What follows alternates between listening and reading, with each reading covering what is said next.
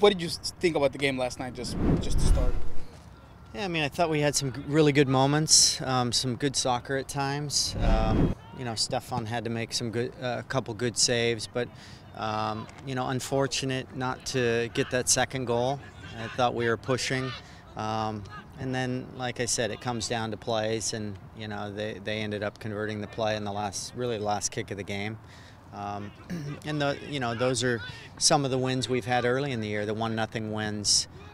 We ended up holding on and getting the full point. So we're disappointed to come away with a point because that could have been another 1-0 win, and with a little luck, get another goal or two. But Will Bruin continues to find the back of the net, which is encouraging, and our play has been positive. What were your thoughts on Nuhu starting off and his debut? Yeah, I mean, you look at when Nuhu came here, I thought, you know, he's come a long way and he continues to improve. So moments like that are good for him. You get some experience in front of a big crowd, you make some good plays. So I think it's just something to build on for him. And, you know, he works every day in training. He's open to learning and improving. So last year, I mean, losing Oba so close to the beginning of the year obviously complicated your job personally. How has your job been different this year, if at all? Because you guys still have the DP slot, but how has sort of your objective changed this year versus last? Yeah, I mean, I think when you lose a player that's that significant to your club at any time, it's going to be, you know, shocking for the group. But that's part of the business that we're in, and we have to always be prepared for that. You know, my job this year hasn't changed much. Working hard every day, kind of in the backroom staff with Garth and Kurt every day, trying to find solutions, and it's a busy time of year. For you, what do you think your guys' biggest solution is to find that? Is there a position of need, do you think, or what would you diagnose your guys' biggest sort of problem that needs a solution? I mean, I think it's a balance. I think, you know, we want to improve in our attack, but we also want to improve in our defense. So, you know, we have multiple roster spots.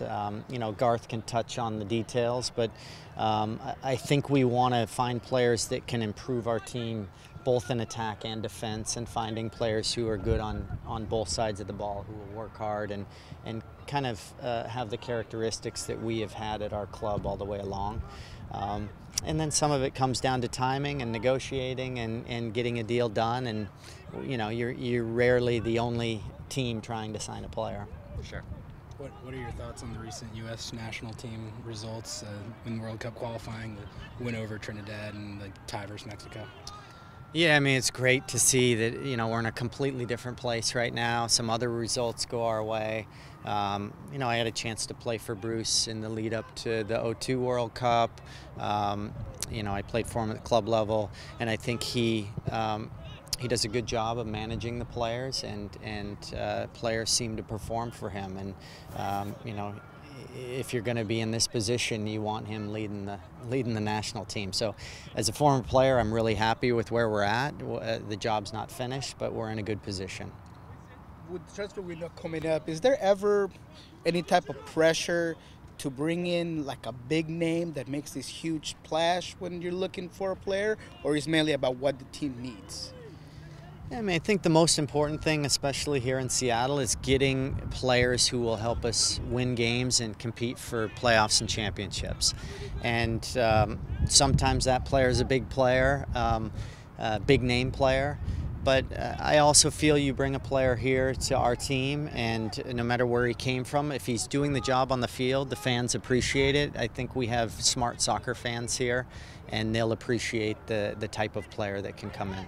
When you see the success that Miguel Almiron has had, is there ever a second guess of, I wish we would have maybe brought him here first, or anything like that, or not really? Yeah, Miguel's a great player. He's having a great year for Atlanta.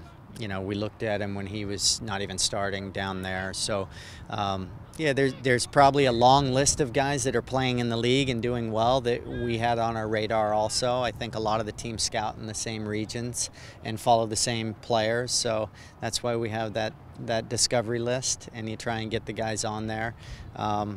But there's a lot of things into bringing a player in that's more than just the talent on the field. So sometimes the deal and points on the deal. So we have to make sure that player fits for what we're looking for. But it's great to see young players coming into our league and improving the league as a whole. And finally, here, how much attention do you pay? To rumors that are starting to become constant about Roman Torres and teams wanting to get him and things of that nature? Yeah, I mean, I think we can only control the controllables. So, Roman's our player, and we see him every day, and he's training with us and playing with us. So those are the things we focus on, because you can get caught up in all kinds of stories about players all over the world. And I think we just have to focus what's here in Seattle, speaking with our player, and everything's just focus on our group here. Is it safe to say that Roman is a player that you're focused on keeping here for a long time? Yeah, I mean, we won a championship last year, so I'd love for our group to continue on, and we obviously want to start getting points every week, and our focus this week is Portland and the group of players we have here with us now. Thank you.